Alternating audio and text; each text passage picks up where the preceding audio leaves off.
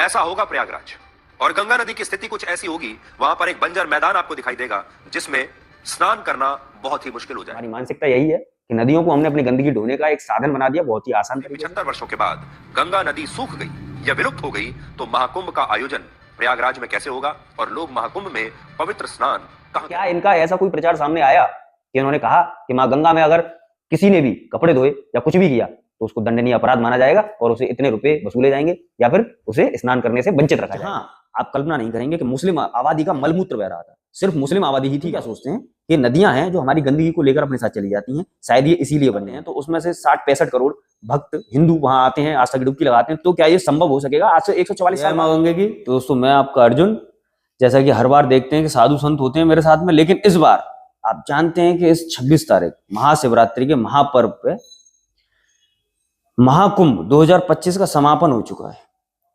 इसका प्रचार इतना हुआ, सालों से तमाम तरीके की होर्डिंग्स लगाए गए, प्रधानमंत्री, मुख्यमंत्री सभी इसमें लिप्त रहे, सभी आए भी, तमाम केंद्र के मंत्री आए, तमाम राज्य के मंत्री पहुंचे। लेकिन अब जबकि महाकुंभ समाप्त हो चुका है तो उसके बाद मैं आपको बताता हूं कि क्या होना है, क्या हो सकता है और क्या होगा। तो मैं सबसे ज्यादा धन्यवाद कहूंगा सुधीर चौधरी जी को, जो आज तक के चैनल पर अपना एक शो लेकर आते हैं, जैसे ब्लैक एंड व्हाइट कहते हैं। उन्होंने हमें जागरूक किया, वो हमारे सामने एक जागरूकता लेकर आए मां गंगा के प्रति। जैसा कि हमने इस बार महाकुंभ में तकरीबन 65 करोड़ लोगों ने, हिंदुओं ने ही मां गंगा में डुबकी लगाई। यमुना माँ और माँ गंगा का जो संगम है, संगम नोज के पास, माँ यमुना में, माँ गंगा में, तमाम घाटों पे प्रयागराज में जाकर तमाम लोग वहां पहुंचे और उन्होंने डुबकी लगाई, आस्था की डुबकी लगाई। उनके मन में आस्था थी, उनके मन में क्या था ये तो वही जाने, आगे बात करेंगे। लेकिन डुबकी लगाई 63 से 65 करोड़ श्रद्धालुओं ने। लेकिन उसके बाद हुआ क्या? उसके बाद ये हुआ कि जो वहां गंदगी है, कि जो वहां स्रोत है मां गंगा के, वो कैसे हैं उनके बारे में हमने नहीं सोचा। मां गंगा को हमने एक नदी माना, ऐसी नदी जो शायद हमारी गंदगी को लेकर जाती है, बहाकर ले जाती है, अपने साथ जाने कहां जाती है, लेकिन हमसे दूर चली जाती है बस। लेकिन सुधीर चौधरी जी ने शो के माध्यम से क्या बताया कि जो आज हम आस्था की डुबकी लगा रहे हैं, आज हम देख रहे हैं कि तमाम लोग, तकरीबन 100 करोड़ की हिंदुओं की आबादी बताते हैं, तो उसमें से 60-65 करोड़ भक्त हिंदू वहां आते हैं, आस्था की डुबकी लगाते हैं। तो क्या ये संभव हो सकेगा आज से 100? जब हम कहीं जीते हैं, इस धरती पे जीते हैं या कहीं रहते हैं, तो हमारी पीढ़ियां भी हमारे ऊपर निर्भर करती हैं। लेकिन हम भी किसी के ऊपर निर्भर थे। अगर हमारे पूर्वज ऐसा कार्य करते, ऐसा कुकृत्य करते, तो शायद ये गंगा हमें आज देखने को न मिलती। घोर कलयुग है, हमारे ग्रंथों में, हमारे शास्त्रों में लिखा हुआ है कि जब घोर कलयुग होगा तब गंगा भी विलुप्त हो जाएंगी, और सरस्वती तो पहले ही विलुप्त हो चुकी हैं। और जो गिरिराज जी, जिन्हें हम गोवर्धन महाराज कहते हैं, क्योंकि उत्तर प्रदेश का मथुरा जिला है, वहां है, वो भी विलुप्त हो जाएंगे। उनकी भी एक धार्मिक कथा है, उनकी भी एक शास्त्रों के अनुसार एक किंवदंती है, तो वो भी विलुप्त हो जाएंगे इस कलयुग में। ऐसा कहना है शास्त्रों का, ऐसा कहना है पुराणों का। तो क्या हमारी इनके प्रति कोई जिम्मेदारी नहीं बनती? आप एक कल्पना कीजिए कि अगर हमारा कोई रिश्तेदार, अगर हमारे पूर्वज हमें छोड़कर चले गए, या फिर हमारे से कोई भी प्रिय चीज हमारे से दूर चली जाती है, तो क्या उसके बिना जिंदगी हमारी संभव रहती है? लेकिन क्या जल, क्या वायु या भोजन के बिना शायद आप कल्पना कर सकते हैं कि 1 महीने काट दें आपको, और कोई संसाधन या और कोई खाद्य पदार्थ आपको खाने को मिल जाए तो। लेकिन क्या जल के बिना या वायु के बिना क्या आधा घंटा या 5 मिनट या 5 सेकंड, शायद 5 सेकंड संभव हो, लेकिन 50 सेकंड या 1 मिनट या 5 मिनट क्या संभव है? बिल्कुल नहीं है। तो इसी प्रकार ये महाकुंभ जो बीता है, उसके बाद में देख रहे हैं आप कि उसके मध्य में भी ये बातें चली थी कि मां गंगा का जल इतना दूषित हो चुका है। लेकिन दूषित क्यों हुआ है? कि उसमें नाले छोड़े जा रहे हैं। मैंने भी दोस्तों देखा, हालांकि मैं हिंदू धर्म के प्रति बहुत सजग रहता हूं, मैं ये कोशिश करता हूं कि अपने ही धर्म की नकारात्मक कोई भी बात बाहर ना निकल कर आए, क्योंकि बाहर के लोग और जो बाहरी मीडिया है और जो दूसरे धर्म के लोग हैं, जो ये इस फिराक में बैठे रहते हैं कि हिंदू धर्म की कोई लीक पॉइंट मिले, हम उसका फायदा उठाएं, हम उनका मजाक उड़ाएं, तो इससे बचने के लिए मैं कभी भी ऐसा नहीं करता हूं। लेकिन मैंने देखा खुद अपनी आंखों से, जो महाकुंभ का एक समय था, जो महाकुंभ का एक पर्व है, महापर्व था, उस समय भी मां गंगा में नाला चला। मां गंगा के सहारे नाले की एक धारा थी। जहां आप कल्पना नहीं करेंगे कि मुस्लिम आबादी का मलमूत्र बह रहा था, सिर्फ मुस्लिम आबादी ही थी वहां। तो उस मलमूत्र को जो नाला लेकर जा रहा था वो आज या कल उस गंगा में मिल जाएगा। अब वही गंगा बनारस होती हुई कलकत्ता तक जाती है। न जाने कितने लोग उसमें आस्था की डुबकी लगाते हैं। और आज जो देखेंगे आप कि जो कुछ समय पहले, महाकुंभ से पहले जो गंगा का कलर था, जो माँ गंगा के जल का पवित्र, माँ गंगा के जल का जो रंग था, वो आज नहीं है। क्योंकि ये हमारी गलती है। हम आते हैं आस्था की डुबकी लगाने, लेकिन हम क्या सोचते हैं कि नदियां हैं जो हमारी गंदगी को लेकर अपने साथ चली जाती हैं। शायद ये इसी पर्यावरण के प्रति हमारी कोई जागरूकता नहीं रहती है। तो जो माँ गंगा का जल है उसमें फैकल कॉलीफॉर्म जो बैक्टीरिया है, जब ये पाया जाता है तो इसमें ये माना जाता है कि सबसे दूषित अगर होता है तो इसकी मात्रा बढ़ी हुई पाई जाती है। तो इसकी मात्रा है बढ़ी हुई पाई गई। इसके पीछे केंद्र सरकार और राज्य सरकार के जो पॉल्यूशन कंट्रोल बोर्ड हैं उनमें आपस में बहस छिड़ी हुई थी। और जो एनजीटी है उसने भी आदेश दिए कि इस जल की शुद्धता परखी जाए, इसमें कितनी मिलावट है, कितनी गंदगी है, कितना मलमूत्र का पानी है। और ये आपको मैं बताऊं कि ये जो बैक्टीरिया है फैकल कॉलीफॉर्म, ये मलमूत्र से ही उत्पन्न होता है। तो आप कल्पना कीजिए कि न जाने कितने सीवर लाइन माँ गंगा में कानपुर से, हरिद्वार से और हमारे तमाम जो माँ गंगा के किनारे जो शहर बसे हुए वहां छोड़े जा रहे होंगे। लेकिन किसने छोड़े? ये हमारी सरकार ने, हम लोगों ने ही। हमारी सरकार का कोई भी इस सीवर को लेकर कोई भी अच्छा प्रबंधन नहीं है। इसी के कारण माँ गंगा इतनी दूषित है। तमाम तरीके के संगठन, तमाम तरीके की एनजीओ, तमाम तरीके के प्रोजेक्ट आते हैं। बीजेपी में भी नमामि गंगे प्रोजेक्ट आया, तमाम तरीके की समिति रहती है, गंगा सेवा समिति। गंगा को लेकर तमाम तरीके के पैसे लेते हैं, रसीद काटते हैं। जब अब आप हरिद्वार अगर जाते हैं, ऋषिकेश अगर जाते हैं तो वहां घाटों पर पर्चियां लेकर घूमते हैं कि गंगा सेवा समिति हम घाटों के लिए ये काम करते हैं, हम गंगा के लिए ये काम करते हैं। लेकिन माँ गंगा के जो अविरल धारा है उसको बहने के लिए, उन ग्लेशियर की शुद्धता जो पहाड़ी क्षेत्र में रहती है वही मैदानी क्षेत्र में रहे, उसको बनाए रखने के लिए कोई भी कार्य नहीं करता है। ये सब फिजूल की बातें रहती हैं। तो उन्हीं बातों के मद्देनजर हम देखते हैं कि ये जो महाकुंभ बीता, इसमें तमाम तरीके की गंदगी निकली, कपड़े भी भाए श्रद्धालुओं ने, आस्था की डुबकी लगाई, कपड़े उसी गंगा में धोए हैं। अब आप कहीं बहुत बहुत दूर से 1200 किलोमीटर पूरे देश के एक कोने से दूसरे कोने पर लोग पहुंचे हैं, लेकिन वहां जाकर पाप करते हैं। हमारे शास्त्रों में ये लिखा है माँ गंगा की जो अविरल धारा है वो पवित्र है, माँ गंगा हमारे पूजनीय है।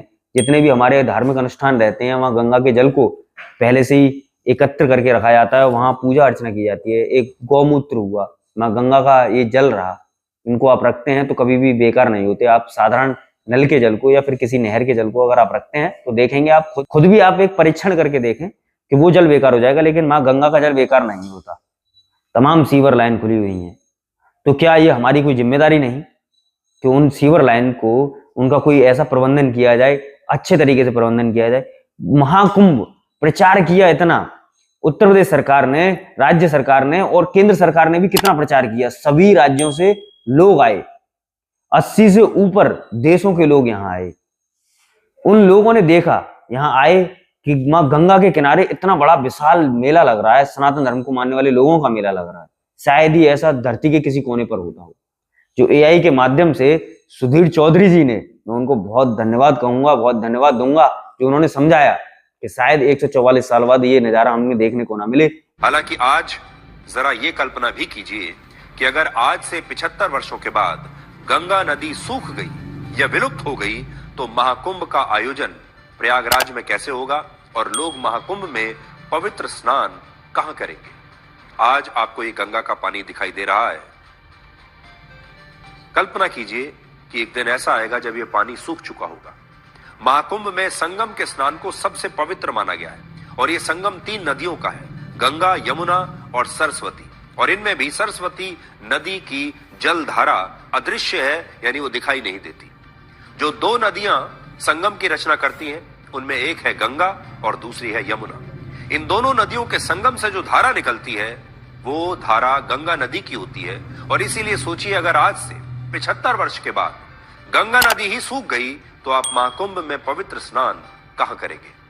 सिर्फ तस्वीरों में आपको गंगा नदी दिखाई देगी। ये सिर्फ एक कल्पना नहीं है, बल्कि बड़े बड़े वैज्ञानिक और अंतर्राष्ट्रीय संस्थाएं इस पर चेतावनी दे रहे हैं। हाल ही में संयुक्त राष्ट्र की एक रिपोर्ट आई है जिसमें लिखा है कि गंगोत्री गंगोत्री ग्लेशियर के पिघलने से वर्ष 2050 तक गंगा नदी का जलस्तर ऐतिहासिक रूप से कम हो जाएगा। 2050 में ज्यादा समय नहीं है, सिर्फ 25 साल है। 25 साल में गंगा का जलस्तर ऐतिहासिक रूप से कम हो जाएगा और 75 साल के बाद आज से यानी वर्ष 2100 तक गंगा की जलधारा शायद इतनी सिकुड़ जाएगी, इतनी छोटी हो जाएगी कि प्रयागराज की त्रिवेणी में आपके लिए स्नान करना भी संभव नहीं रहेगा। कुछ ऐसा होगा प्रयागराज और गंगा नदी की स्थिति कुछ ऐसी होगी, वहां पर एक बंजर मैदान आपको दिखाई देगा जिसमें स्नान करना बहुत ही मुश्किल हो जाएगा। हमारे देश ने, आप सब लोगों ने गंगा नदी के अभी तक 2 चरण देखे और अब तीसरा चरण भविष्य में आपको देखने को मिलेगा।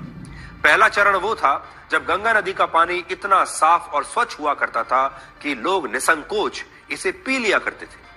गंगा जल पवित्र होता है यह मानकर लोग इस जल को पी लेते थे, इतना साफ पानी था। दूसरा चरण आया जो अब चल रहा है, जब लोग अक्सर प्रयागराज जाने से पहले भी ये पूछते हैं कई लोग कि वहां का जो पानी है वो कितना साफ है और उसमें नहाना कितना सुरक्षित है। संगम का पानी अब पहले से कहीं ज्यादा मटमैला हो चुका है। गंगा का पानी अगर आप देखेंगे अलग अलग स्थानों पर जाकर तो अब मटमैला दिखाई देता है।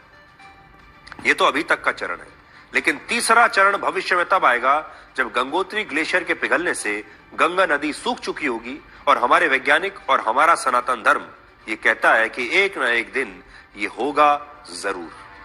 संगम नोज कहते हैं वो कैसा नजर आएगा। आजकल वो ऐसा नजर आता है आपको, और एआई ने जो हमें बनाकर दिया है वो कुछ ऐसा है, जिनमें संगम क्षेत्र एक सूखे मैदान की तरह आपको दिखाई दे रहा है। आप दोनों देख लीजिए, ये भविष्य का संगम है और ये आज का संगम है। एक छोटी सी पतली सी धारा हो, वहां महाकुंभ का आयोजन हो, तमाम साधु संत वहां आए, लेकिन कोई भी, शायद हो सकता है कि मानव प्रजाति विलुप्त हो जाए उस समय तक, ऐसा भी हो सकता है, क्योंकि जो दूषित कर रहे हैं हम पूरे पर्यावरण को, ये मानव प्रजाति जो कर रही है उसकी तरफ किसी का भी कोई ध्यान नहीं है। हम विकास की ओर हैं, हमें विकास अच्छा लगता है। जो हम पैदल चला करते थे तब हम साइकिल पे आ गए, साइकिल से फिर मोटरसाइकिल पर आ गए, मोटरसाइकिल से फिर गाड़ियों पर आ गए, गाड़ियों से हम ट्रेन, बस, ट्रक और जहाज पर आ चुके हैं। जहाज से आगे न जाने किस पर जाएंगे ये कुछ पता नहीं, लेकिन क्या हम ये सही विकास की तरफ हैं? सतत विकास किसे कहते हैं? सतत विकास जिस चीज का हम दोहन कर रहे हैं उस चीज को हम लौटाएं, उतना ही पैदा करें। अगर हम पर्यावरण से कुछ सांस ले रहे हैं, कुछ वायु ले रहे हैं, कुछ ऑक्सीजन ले रहे हैं, तो उसको उतनी ऑक्सीजन बनाने की ताकत दें। ताकत किससे मिलती है? पेड़ों से। पेड़ों को लगाएं। अगर हम कहीं से पानी ले रहे हैं, हम पीने वाले पानी का सोर्स का अगर उपयोग कर रहे हैं, तो उस पानी को धरती को लौटाएं।